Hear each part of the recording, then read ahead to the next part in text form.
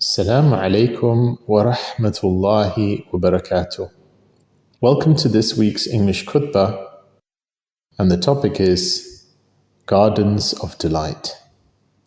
Alhamdulillah, all praises are due to Allah, who has created lush meadows and gardens on earth, and has brought forth from it all kinds of crops and fruits. And I testify that there is nothing worthy of worship except Allah, Lord of the heavens and the earth. And I testify that our Master, Sayyidina Muhammad sallallahu alaihi wasallam, is the best of all creation. O Allah, send your peace, blessings and mercy upon him, his family, his companions, and all of those who follow them in the best of ways until the last day. Amma ba'd, to continue. I advise you, O servants of Allah and myself, to have taqwa of Allah. For indeed Allah subhanahu wa ta'ala has said, يا أيها الذين آمنوا اتقوا الله ولتنظر نفس ما قدمت لغد واتقوا الله إن الله خبير بما تعملون. O you who have believed, have taqwa of Allah, and let every soul look to what it has put forth for tomorrow, and have taqwa of Allah. Indeed, Allah is acquainted with what you do. O believers, amongst Allah subhanahu wa ta'ala's great signs in His creation and His magnificent blessings upon humanity, blessings that necessitate gratitude, is the fact that Allah subhanahu wa ta'ala has subjugated and facilitated earth for us. For if we reflect, we will see that He is the one who has spread out the earth. He is the one who has prepared it. He is the one who has embedded within it the elements of its growth, be they sunlight, air, soil and water.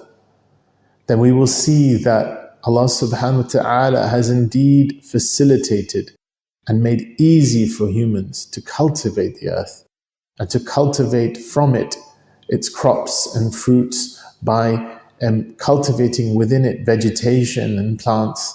And about this Allah subhanahu wa ta'ala says, وَآيَاتٌ لَهُمُ الْأَرْضُ الْمَيْتَةُ أَحْيَيْنَاهَا وَأَخْرَجْنَا مِنْهَا حَبًّا فَمِنْهُ يَأْكُلُونَ وَجَعَلْنَا فِيهَا جَنَّاتٍ مِّن نَخِيلٍ وَأَعْنَابٍ وَفَجَّرْنَا فِيهَا مِنَ الْعُيُونِ لِيَأْكُلُوا مِن ثَمَرِهِ وَمَا عَمِلَتْهُ أَيْدِيهِمْ أَفَلَا يَشْكُرُونَ.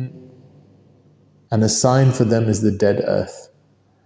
We have brought it to life and brought forth from it grain, and from it they eat. And we placed therein gardens of date palms and grapevines, and caused springs to gush forth from it, that they may eat of its fruit. And their hands have not produced it, so will they not be grateful? Brothers and sisters, Allah subhanahu wa ta'ala mentions the different forms of vegetations by which we can derive benefit from. And in this regard, He's named a specific surah after a tree from which we have immense benefit. And this is the zaytun or olive tree. And so Allah subhanahu wa ta'ala says, وَالدِّينِ وَالزَّيْتُونِ, by the fig and the olive. And so Allah subhanahu wa ta'ala in doing so is reminding us of the many blessings He has given us in the different forms of vegetation. And Allah subhanahu wa ta'ala then further reminds us about the different stages that go into plant growth to make us understand its significance and appreciate its great benefits. For Allah subhanahu wa ta'ala says, فَلْيَنْظُرِ الْإِنسَانُ إِلَىٰ طَعَامِهِ أَنَّا صَبَبْنَا الْمَاءَ صَبًّا ثم شققنا الأرض شقا فأنبتنا فيها حبا وعنبا وقضبا وزيتونا ونخلا وحدائق غلبا وَفَاكِهَةً وَأَبًّا مَتَاعًا لَكُمْ وَلِأَنْعَامِكُمْ. So let mankind look at his food, how it is that we poured down water in torrents, and then we broke open the earth and splitted it, and caused to grow within it grain and grapes and herbage, and olives and date palms, and gardens of dense shrubbery, and fruit and grass, as an enjoyment for you and your grazing livestock. So brothers and sisters, this idea of all of this variety of foods that we have can be traced back in its natural form to the forms of cultivation that we see facilitated by Allah subhanahu wa ta'ala. And even our livestock, which is food that we eat from the different animals, depends on this herbage and this grass and this shrubbery and these greens. So brothers and sisters, we should recognize that within plants and much of this vegetation is the different blessings that we partake in, not just from food, but also different forms of these elements come into play when it comes to clothing, medicine, and even the sense of shade and warmth that we benefit from. Through them, Allah subhanahu wa ta'ala stabilizes the soil, He purifies the air, and just the very act of just looking at greenery gladdens the hearts.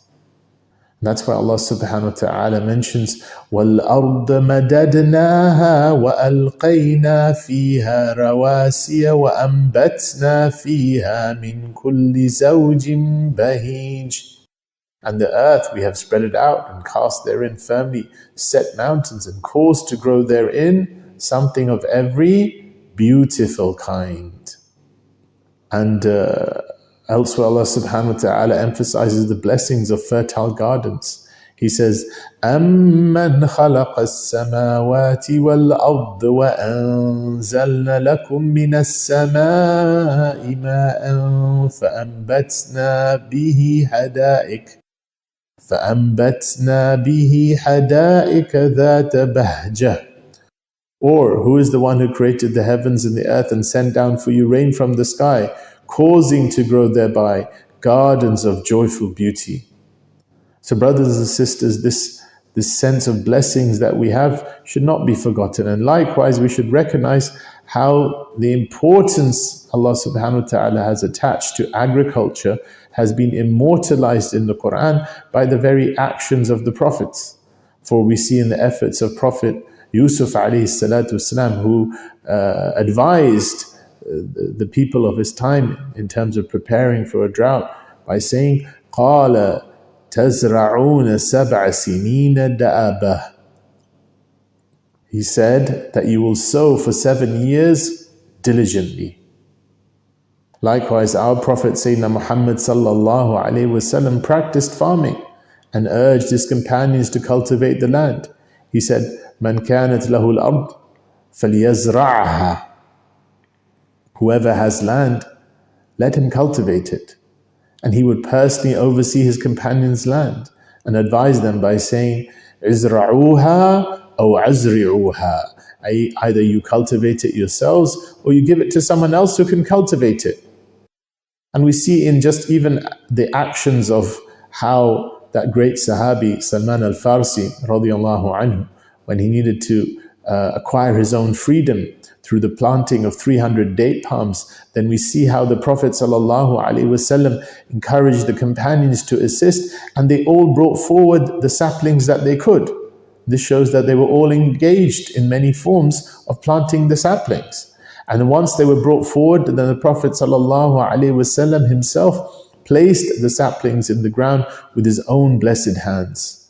And then Sayyidina Salman, may Allah be pleased with him, says, by Allah, not a single one of them failed to grow.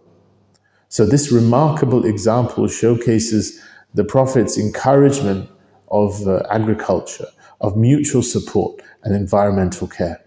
And it provides an enduring model for us to emulate, whereby we too should plant, we too should seek to grow food, for the prosperity of our communities and the environment. We should be mindful of neglecting the earth, of causing the plant life and agriculture to be destroyed, for such actions constitute a type of aggression, an environmental aggression, which Allah subhanahu wa ta'ala has forbidden. For He says, وَلَا تُفْسِدُوا فِي الْأَرْضِ بَعْدَ إِصْلَاحِهَا, and do not cause corruption in the earth after its reformation. And so the Prophet ﷺ himself warned against such practices, and he asked for certain forms of crops and vegetation to not be destroyed. In an instruction to one of his companions, he said, وَلَا تَحْرِقَنَّ نَخْلًا وَلَا تَعْقِرْهَا وَلَا تَقْطَعْ شَجَرَةً مَطْعَمَةً. He said, do not burn palm trees, do not cut them down, and do not destroy fruit-bearing trees. And likewise, brothers and sisters, we should recognize that in the different types of soils and the different types of climates, there are different forms of plant growth that result, and they all serve a purpose, resulting in the diverse produce and the abundant fruits and vegetables that we benefit from. And so this in turn, this variety fulfills the different needs we have. And so Allah subhanahu wa ta'ala says, وَفِي الْأَرْضِ قِطَعٌ مُتَجَاوِرَاتٌ وَجَنَّاتٌ مِّنْ أَعْنَابٍ وَنَخِيلٌ صِنْوَانٌ وَغَيْرُ صِنْوَانٌ يُسْقَى بِمَاءٍ وَاحِدٍ وَنُفَضِّلُ بَعْضَهَا عَلَى بَعْضٍ فِي الْأُكُلِ إِنَّ فِي ذَلِكَ لَآيَاتٍ لِقَوْمٍ يَعْقِلُونَ. Allah subhanahu wa ta'ala says, and within the land are neighboring plots and gardens of grapevines and crops and palm trees, both similar and dissimilar. And they are watered with one water, but we make some of them exceed others in quality of fruit. Indeed, in that are the signs for people who reflect with their intellects. So brothers and sisters, this is an imperative for us to take advantage, especially in the current gentle breezes and moderate climates that we have in our lands, and to see that we are planting and taking care of the gardens of our homes, our schools, our institutions, our mosque courtyards. And this is why there is a pioneering national program at the moment called Plant the Emirates. And this effort has been undertaken with the hope of earning rewards from Allah subhanahu wa ta'ala, and a general reminder of one of the means by which we can draw nearer to Allah subhanahu wa ta'ala by charitable deeds through the form of planting, through the form of looking after vegetation. For the Prophet sallallahu alaihi wasallam said, "Ma min muslimin yaghrisu gharsan," that there is no Muslim who plants a tree or cultivates land, or yazra'u zar'an, or cultivates land, فَيَأْكُلُ مِنْهُ طَيْرٌ, and that a bird eats from it, or insanun, or a human being eats from it, or bahimatun, or an animal eats from it, إِلَّا كَانَ لَهُ بِهِ صَدَقَةٌ, except that such a person shall have a charity, attained the reward of charity. And not just any charity, brothers and sisters. If you reflect, then as long as this benefit continues, then this is an ongoing charity. Sadaqatun jariyah, an ongoing charity. And so one of the great ways by which we can have charity that will continue to benefit us even when we leave this world is to plant and cultivate land, plant trees, plant beautiful forms of vegetation, and cultivate land. And this is a way by which the one who does this, his rank is increased and increased and increased, well, even after they may leave this world.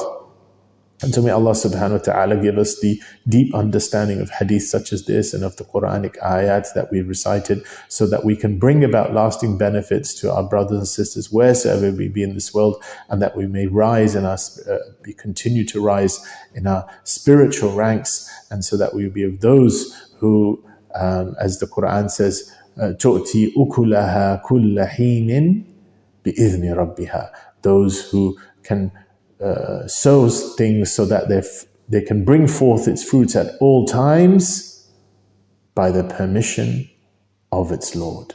تُؤْتِي أُكُلَهَا كُلَّ حِينٍ بِإِذْنِ رَبِّهَا.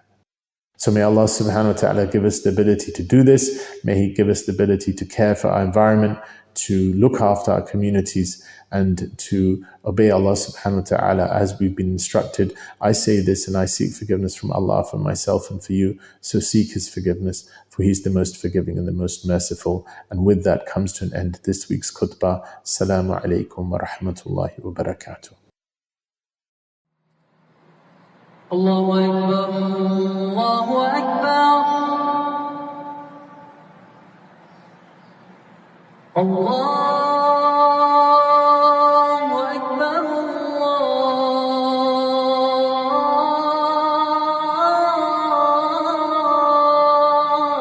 Allahu Akbar.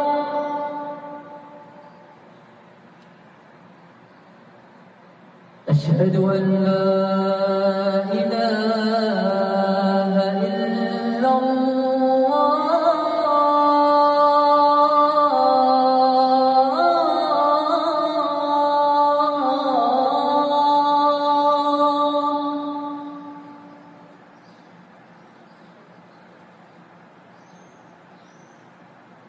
أشهد أن لا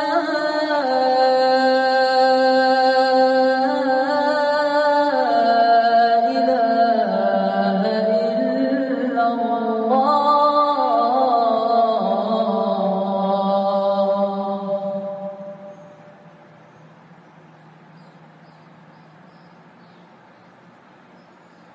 أشهد أن محمدا رسول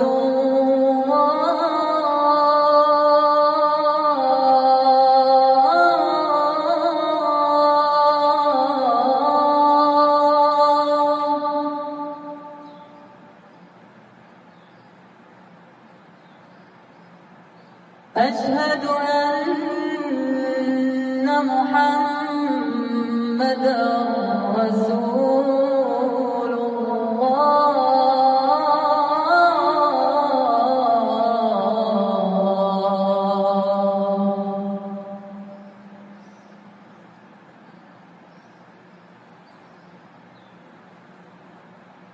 حي على الصلاة.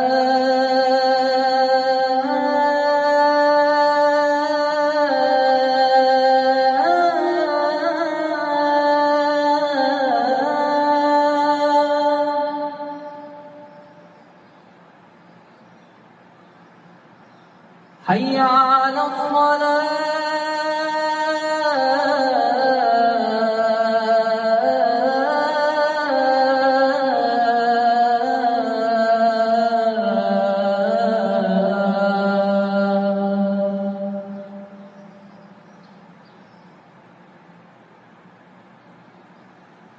حي على الفلاح.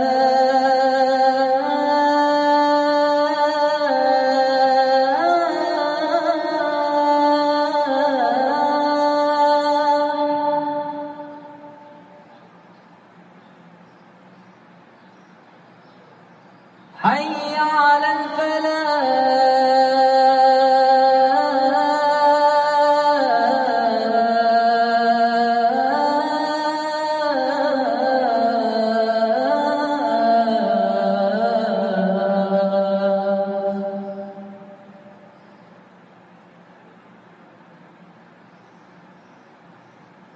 Allah